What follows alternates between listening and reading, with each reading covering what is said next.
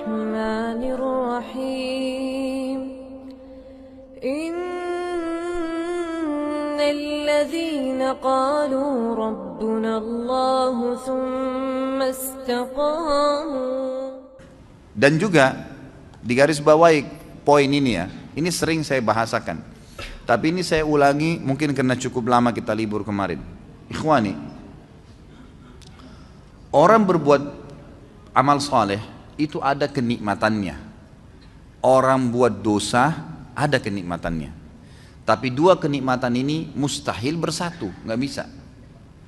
Antum kalau merasakan nikmatnya ibadah, dan itu dengan cara ibadah itu tanda kutip harus dipaksakan, nggak bisa nggak.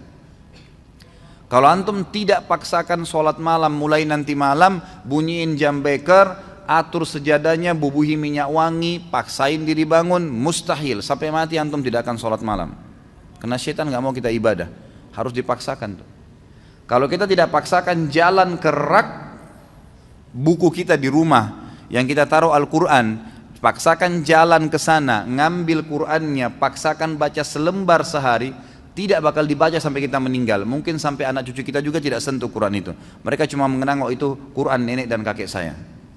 Nggak bisa kalau dipaksain. Ibadah yang dipaksakan, Allah gunakan kata-kata paksa dalam Al-Quran ini ya, tanda kutip bahasa saya ini ya. Allah SWT mengatakan, a'udzubillahi minasyaitonirrajim, walladzina jahadu fina lanahdihannahum subulana. Orang yang memaksakan diri ke jalan kami akan pandu menuju ke jalan-jalan kami. Kalau kita biasakan paksakan diri, sesuatu yang dipaksakan di awalnya itu nanti akan menjadi sebuah kebiasaan. Kalau dia kebaikan maka akan baik tuh. Kita kalau biasakan diri puasa Senin Kamis atau biasakan diri untuk azan langsung ke masjid, coba biarin bergulir tuh. Nanti kalau sudah menjadi sebuah kebiasaan, kita nggak enak lagi kalau nggak kerjain gitu. Karena kenikmatannya sudah muncul. Kalau ada orang yang setiap azan ke masjid, sebulan aja misalnya dijaga sama dia, nanti gak enak tuh, sekali aja terlambat satu rakaat masbuk, apalagi kalau ketinggalan sholat berjamaah, itu luar biasa penyesalannya, seperti sebuah gunung yang berat. Dari ini yang kata Nabi SAW, orang mukmin kalau berbuat dosa kecil, pelanggaran kecil sebenarnya, seperti gunung yang besar di atas punggungnya, berat rasanya, menyesal kenapa ya gitu. Sementara orang munafik kalau berbuat dosa besar, dianggap seperti lalat yang hinggap di hidungnya dan dia usir seperti ini. Kecil bagi dia. Nah kenikmatan ibadah itu akan ada dengan cara antum harus paksain ibadah tuh, nggak bisa. Ikhwani, berhenti membuka peluang buat syaitan, jin dan manusia yang terus membisikkan, nantilah, gampanglah kamu alim ya, berubah ya, sok alim dan segala macam istilah. Habis sudah masalahnya itu. Saatnya kita hijrah. Sampai kapan kita mau dengar syaitan-syaitan nih semuanya? Jangan sampai nanti ajal mati baru antum nyesal, penyesalan di belakang loh. Kalau antum meninggal dalam kondisi ada sholat yang ketinggalan, luar biasa nyesalnya itu. Kalau kita meninggal dalam kondisi tabungan kita penuh nggak sempat disodakain, pastikan demi Allah antum akan nyesal. Kenapa dulu saya nggak bangun masjid ya? Kenapa dulu saya nggak begini ya? Kenapa dulu saya nggak begitu ya? Terus itu, gitu kan? Kenikmatan ibadah ada, kenikmatan maksiat juga ada. Kenikmatan maksiat ini, kalau orang maksimal di situ atau orang maksimal di sini ya, kalau ada orang ibadah dia maksimal, betul-betul ditinggalin dosa sama dia. Orang yang pakai jilbab, akhwat kita yang pakai jilbab rapi, dia sudah komitmen jaga itu. Sama tadi dengan misalnya laki-laki kalau jaga sholat di masjid, luar biasa dia tidak mau ada orang lain lihat sehelai rambutnya pun kecuali mahramnya. Satu waktu ada orang nyelonong masuk ke rumahnya, pas nyelonong masuk ke rumahnya, lihat rambutnya. Apa yang terjadi? Pasti ukhti itu menyesal. Luar biasa terbebani. Kenapa nih rambut saya kelihatan? Karena dia sudah merasakan pakai jilbab itu sudah dipaksakan sama dia, tanda kutip, sehingga menjadi sebuah kebiasaan dan sudah ada kenikmatan. Karena dibiasakan jadi ada kenikmatannya, gitu kan? Nah kenikmatan ini, kenikmatan ibadah ini akan menghilangkan kenikmatannya dosa. Lawan tutup aurat, buka aurat. Orang yang sudah biasa tutup aurat dia rasa nggak enak lagi orang buka aurat. Orang yang biasa sholat, hilang kenikmatan meninggalkan sholat. Karena lawannya sholat pahala, ini meninggalkan sholat dosa gitu kan. Orang yang tarik kepada semua ibadah nih, orang yang biasa gemar bersedekah bantu orang, nanti dia nggak enak, lawannya itu pelit yang akan kita bahas malam ini. Itu berat, dia jadi tidak mau tuh, tidak ada kenikmatannya lagi. Dia kalau punya sesuatu, siapa lagi nih yang mau dikasih nih, dikeluarkan. Gitu kan. Seperti itu. Dosa dari sisi lain juga punya kenikmatan. Dosa punya kenikmatan. Orang kalau sudah membiasakan diri dalam kemaksiatan, misal perempuan tidak tutup aurat, dia pakai celana pendek, pakai celana ketat, bajunya luar biasa terbuka, gitu kan. Kenikmatan dia jadikan sebagai kebiasaan, muncul kenikmatannya itu. Makanya semua yang dibeli pakaian pendek semua. Kenikmatan ibadah lawannya tutup aurat itu hilang dari dia. Mustahil dia mau tutup auratnya, gitu kan? Karena dia sudah merasakan kenikmatannya maksiat nih. Gitu. Tarik ini dalam semua kemaksiatan apapun yang antum rutinkan. Makanya sering saya bahasakan ikhwani, Allah Subhanahu Wa Taala menyibukkan kita dengan kegiatan-kegiatan agama tuh. Dibuatin jadwal seharian, ada jadwal sholat, ada jadwal baca Quran, ada amal-amal soleh, banyak programnya ditawarkan supaya padat.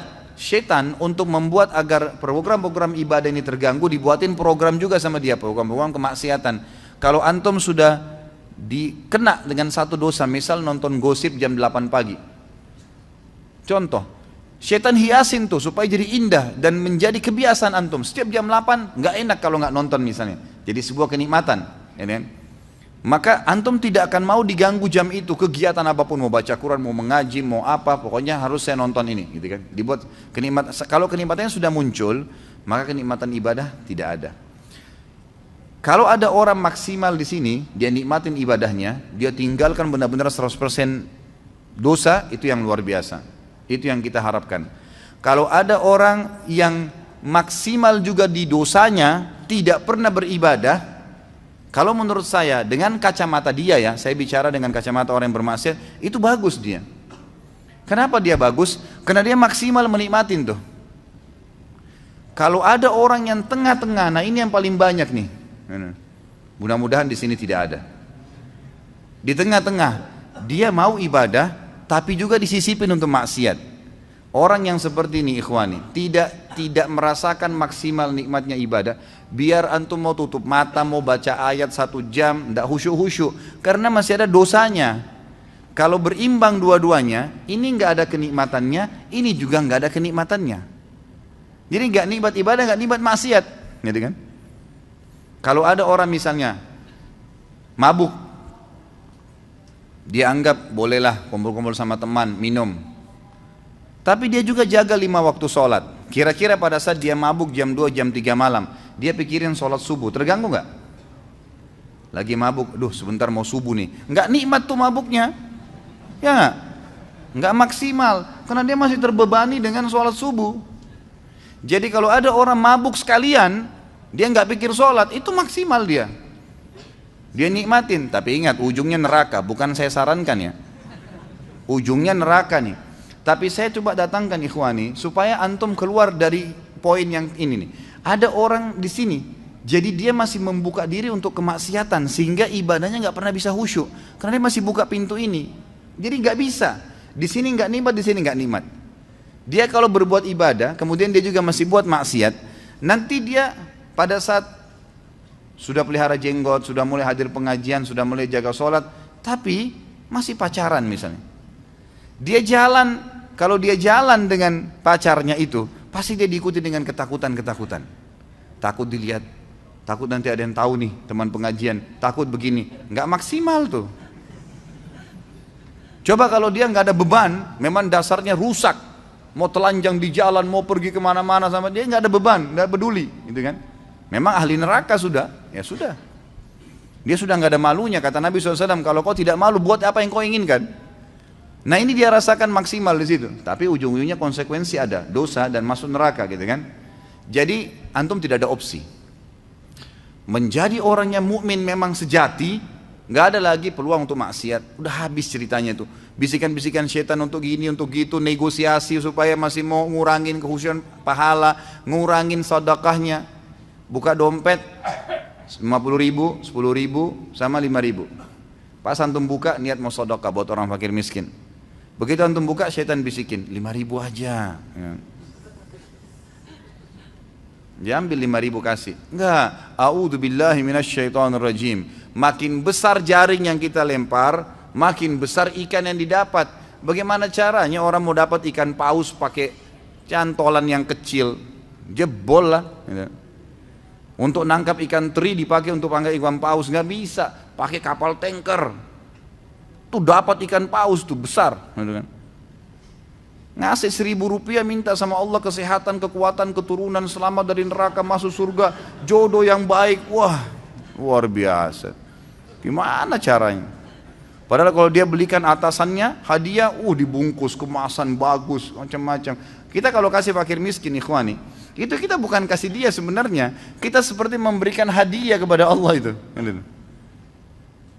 Makanya para ulama mengatakan, Urwah Ibn Zubair rahimahullah, seorang ulama tabi'in yang masyhur, beliau mengatakan, jangan kalian menganggap sama sekali sedekah yang kalian keluarkan itu bentuk sedekah, itu hadiah yang kalian berikan kepada Allah. Maka malulah seseorang diantara kita kalau memberikan kepada Allah lebih sederhana dari apa yang dia berikan kepada orang yang dia hormati dari manusia. Kalau perlu, kalau kita mau kasih buah, memang di packing resmi, bagus, kasih fakir miskin. Itu gimana senangnya dia.